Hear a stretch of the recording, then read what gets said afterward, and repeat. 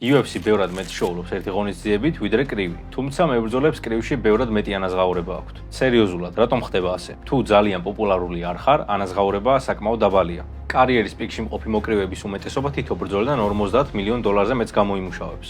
ამ მოცემულობამ კი გამოიწვია ის, რომ MMA-ში მოასპარეზე ბევრი ჩემპიონი და ტოპ მებრძოლი ამ სპორტიდან წავიდა, რათა კრივში შანსი ჰქონოდათ. ამ ვიდეოში კი ვეცდები აგიხსნათ, თუ რატომ არის ასეთი მკვეთრი სხვაობა.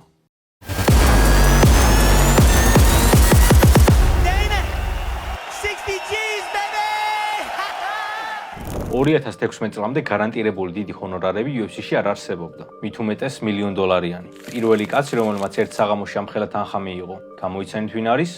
Conor McGregor. Let's see. I've got world titles and multi-millions of dollars. You got 20,000 to show your last fight. Kitty's jiu-jitsu on Sunday morning.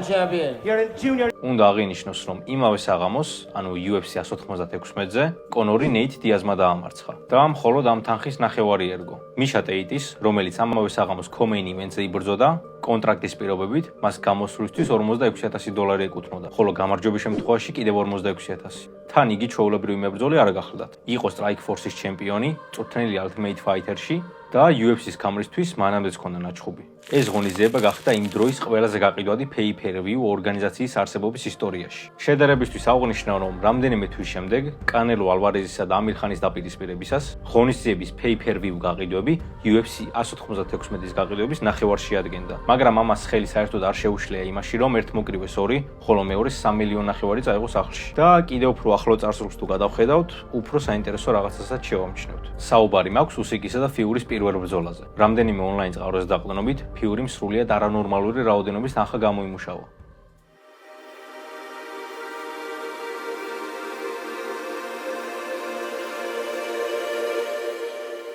UFC 300 ყველაზე დიდი ღონისძიება MMA-ის ისტორიაში. თავარი ბრძოლის ვარსკვლავი, ალექს პერეირა. მან იმ საღამოს $3 მილიონამდე გამოიმუშავა, როცა ამავდროულად იმის მეტოქეს ჯამალ ჰილს მხოლოდ $9,000,000 შეხვდა. აი, ყოფილმა ჩემპიონებმა კი დეივისონ ფიგერედომ და ალჯემენ სტელინგმა $250,000 გამომუშავება შეძლეს. მოკლედ, საბოლოო ჯამში UFC 300-ზე ამ ყველა მებრძოლზე გაცემული ჰონორარი ერთად რომ ავიღოთ, იმაზე 10 ჯერ ნაკლებია, ვიდრე ტაისონ ფიურიმ აიღო ერთ საღამოში. ხო, ისიც არ დაგვაუწყდეს UFC-ს ვეტერანები და ჩემპიონები, რომ წყობიდან გამოვიდნენ, როდესაც დანამ ბონუსები $40,000-დან $300,000-მდე გაზარდა.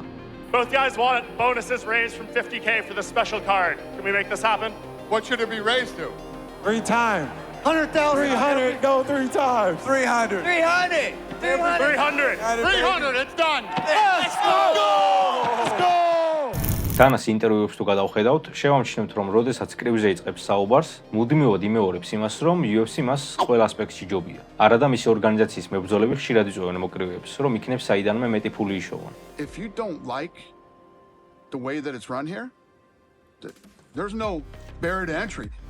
Start your own mixed martial arts organization and you pay the guys whatever you think you want them. ხო და UFC თუ მართლა ასეთი მაგარია, რატომ არის ამხელა სხვაობა, როცა საქმე ფულს ეხება? საუბარი ალბათ იქიდან უნდა დავიწყო, თუ რამდენად განსხვავდება ამ ორი სტრუქტურა. მიუხედავად ყველაფრისა, თამამად შემიძლია ვთქვა, რომ UFC თითქმის მონოპოლიური ორგანიზაციაა, სადაც მებრძოლები დამოუკიდებელი კონტრაქტორები არიან და მათი უფლებები შეზღუდულია. ძირითად შემთხვევაში კომპანიის ხელმძღვანელობა განსაზღვრავს თუ ვის რამდენი ერგება, ვისთან და როდის იჩხუბებს. ვისაც ეს პირობები არ აწყობს და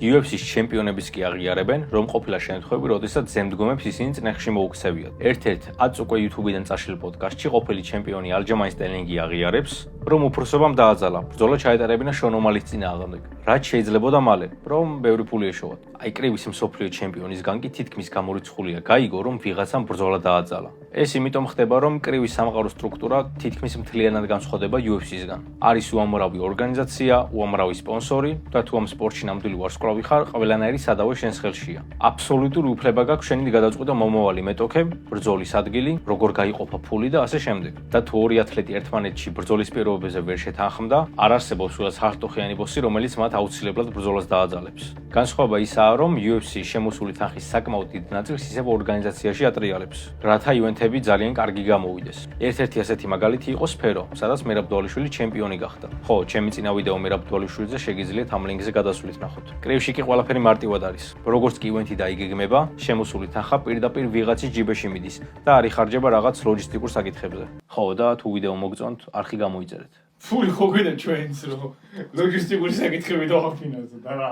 ზუსტად ამიტომაც არის, რომ დანას ორგანიზაცია მებრძოლებს სრული თანხის მხოლოდ 16%-ს უხდის, როცა ეს რიცხვი კრივში 50-მდე ადის. და ალბათ აქედან გამომდინარეა, რომ UFC-ს მებრძოლებს სურთ, რომ მოკრივეებს ეჩხუბონ. ერთ-ერთი იმ იშვიათთაგანი, რომელმაც ეს მართლა წარმატებულად მოახერხა, ეს ფრენსის განუა. იმისთვის, რომ კრივში წასულიყო, კაცმა ორგანიზაციის მძიმე წონის ქამარი დათმო და მისი ესვლა საკმაოდ წარმატებულიც გამოდგა. მოახერხა და ორჯერ იჩხუბა ტაისონ ფიურისა და ენტონი ჯოშუას წინააღმდეგ და ამ ორი ბრძოლიდან ჯამში 30 მილიონზე მეტი გამოიმუშავა. შედარებისთვის იმასაც გეტყვით, რომ ბოლო UFC-ს ბრძოლიდან $600,000-მდე გამოიმუშავა. და მისივე თქმით, ორგანიზაციაში ჩატარებული 14 ბრძოლიდან ჯამში 4 მილიონიც ვერ გამოიმუშავა. UFC გასაოცარია. ყოველ შემთხვევაში გულშემატკივრის პერსპექტივიდან. საუკეთესოები ერთმანეთს ეჩხუბებიან, არის კარგი სარეიტინგო სისტემა და ძალიან ბევრისთვის MMA-ის საყურებელი ერთადერთი პლატფორმა. UFC კი კარგია, მაგრამ აბა მებრძოლებს კითხეთ. მებრძოლებს ყოველთვის ჰქონდათ პრობლემა ორგანიზაციასთან, ანაზღაურებასთან დაკავშირებით. ვინც არიცით, ადრე UFC-ს ასობით მებრძოლი გაერთიანდა და კომპანიის წინააღმდეგ ანტიმონოპოლიური სარჩელი შეიტანეს. ეს დავა 10 წლეულზე მეტი გაგრძელდა და მხოლოდ ახლა დასრულდა. მოკრივეებს რაც შეეხება, მათი პრობლემები ბევრად მარტივია. მათ ფიქრი უწევთ იმაზე, თუ ვინ იქნება მათი მომავალი მეტოქე, რამხელა იქნება რინგი, ვინ იქნება არბიტრი, როგორ გაიყოფა ფული და ასე შემდეგ. ხანდახან პირობებზე ვერ შეუთანხმებლობის, ან ბევრი ფულის გამომუშავების მიზნით, ბრძოლები იმაზე 4-5 წლით გვიან ჩატარებულა, ვიდრე ეს უნდა მომხდარიყო. UFC-სა და კრივის ანაზღაურებებს შორის სხვაობა ჯერ კიდევ უცვლელია. ჩემი აზრით ეს დისბალანსი უახლოეს მომავალში ნაკლებად შეიცვლება. მე დღეს ამით დაგემშვიდობებით. თუ მოგეწონათ, გამოიწერეთ არხი, მოიწონეთ ვიდეო, ჩვენ კი შევხვდებით მომავალ ეპიზოდში.